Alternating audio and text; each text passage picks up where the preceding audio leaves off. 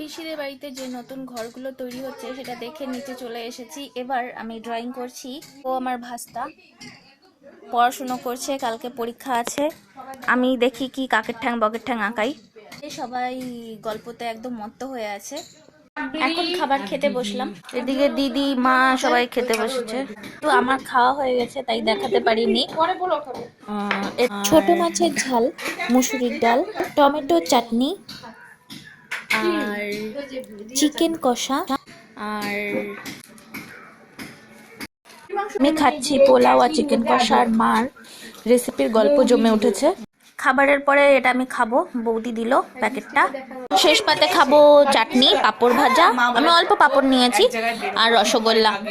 আর খাওয়ার পরে মুখ শুদ্ধি মানে আজওয়ান তো আছে, সেটা আগেই দেখিয়ে দিয়েছি প্যাকেট। খাওয়া দাওয়া করে এখন যেটা ড্রয়িং করছিলাম সেটাই কমপ্লিট করলাম। কেমন হয়েছে আপনারা দেখে বলুন। যে ভাস্তাটা পড়াশোনা করছিল ও এত সুন্দর ড্রয়িং করে। যাই হোক, আপনাদের একটু দেখিয়ে দিই। দেখুন, আপনারা নিজেই দেখুন। এটা ওর সবই ওর নিজের হাতে করা। মধ্যে আমি করলাম, ওর কাছে আমি একদম ফিকে পড়ে গেছি।